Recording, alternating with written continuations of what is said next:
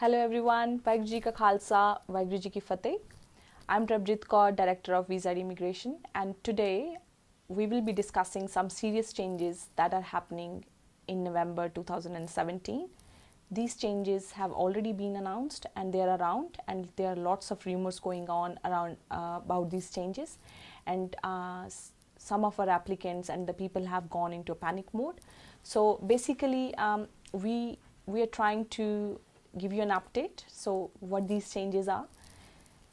Minister of Immigration is going very tough on immigrants. So these changes has a huge impact on all the migrants that are planning to come to Australia, or they are already in Australia and planning to launch new visa applications. So I will start with PIC 4020, which is Public Interest Criteria 4020. So this criteria basically applies to all the applications that are lodged with Department of Immigration. So basically the definition of PIC 4020 is if you have provided any false or misleading information to the Department of Immigration, and or you have provided bogus documents with your application, so you can be affected by PIC 4020. So your application can be refused and you can get a 3-year ban according to the current legislative requirements. So, but from 18th of November 2017, so there is a change in the definition. Previously in the definition it said that any information that was provided in your visa application, and if that visa was held in the last 12 months and you have provided any misleading or bogus documents with that application, so they used to look at only last 12 months. But now they have just broadened the definition. They have said, so any information that you have provided to the department within last 10 years, this information can be to the Department of Immigration or the Skill Assessment Authority, and if you have provided that wrong information or bogus documents to them, so you can be affected by PIC 4020. So previously, if you have lodged an application but later on you withdrew that application, you were not affected because obviously you withdrew that application. But now, due to the change of this definition, even if you have an application that was lodged and withdrawn, those people will be affected, and the department will look at last 10 years of your history. So the people who have already lodged their applications and they are on 489, say 489 visa holders, they are temporary visa holders, so they will be going for their permanent residency sooner or later. So they will be affected by these changes. So means if your agent has provided any wrong information and you are not aware of it, you will still be affected by it. So I will say, like, you know, if you are lodging a new application, just make sure that the information that you have provided in your previous application is actually similar to the one that you are providing now. So it leaves a huge impact on your career or your future planning or your future everything. So another thing that is coming is there are lots of changes coming with the visa conditions as well. So there are new conditions introduced. One of them is 8303.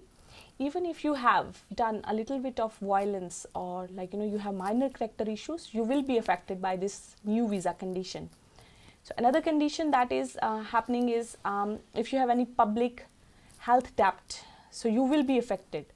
So be careful, like, you know, if you have any debts or public debts, public health debts, just clear them off before you lodge your new visa applications.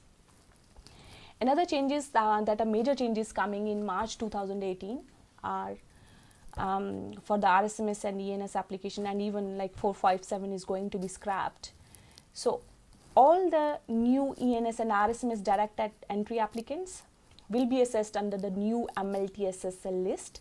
Some of the occupations will be added to the RSMS direct entry applicants. So, but there will be only one list, MLTSSL list, and they are going to introduce TISMIT, which is like 53,900 pay should be given to a 457 visa holder. This is currently applicable to 457 visa applications only, but now this will be introduced in another visa categories, ENS and RSMS as well. And the transition period for ENS and RSMS applications, TRT period, will be like extended from 2 years to 3 years. So that means you will get your PR not after 2 years, after 3 years you will be getting your PR if you are going through the 457 new 457 visa, which will be TSSS. So it will take 3 years for you to apply for PR. So they will be introducing 3-year work experience requirement, which is already there for ENS direct entry applicants. So they will be introducing it for RSMS direct entry applicants as well. We do not have the clarification about the hours of work experience as of now, but we will keep updating if we will get some clarification. Another thing they are doing for ENS and RSMS is introduction of training benchmark. So any small business will have to pay $3,000 for each applicant, and any business which is turning over more than 10 million, they will have to give $5,000 to the department for training.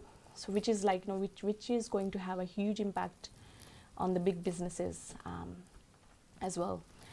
So next we will be discussing, I will be telling you about like the 457 grandfathering arrangement. So the applicants or the visa holders who are currently here and they are the holders of 457 visa. So this information is important for them. So the people who held or applied for 457 visa before 18th of April 2017 changes. So they will be able to apply for a PR, which is 186 TRT stream. So it is a good news for those applicants, because this was very unclear from the department previously, and we have tried to sort the clarification, but there was no clarification. But now they have made it clear that there is a grandfathering arrangement for people who held 457 visa on the day 18th April 2017, or who had actually applied for the visa on that day, before that day, or they actually had an application with the department on that particular day. They will be able to lodge their applications with the department for PR. So which is a very good news for 457 visa holders.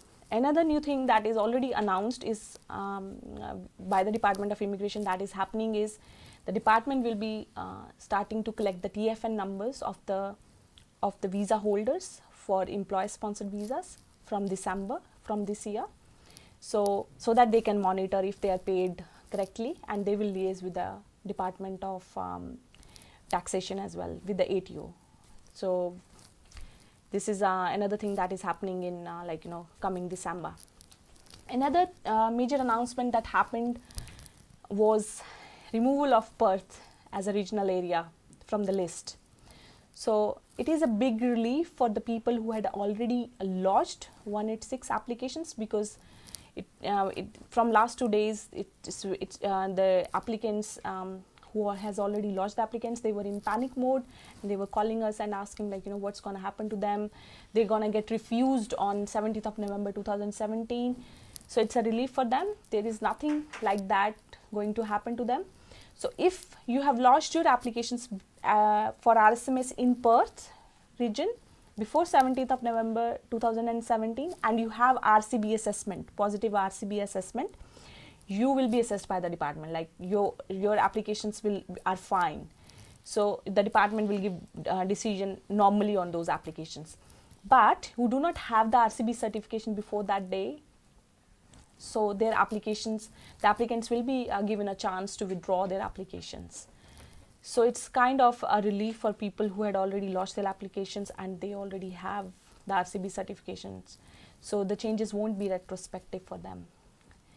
We always try to leave positive note in our videos, but obviously we'll have to keep our viewers informed about the new changes. So these changes are having a huge impact on lots of applicants.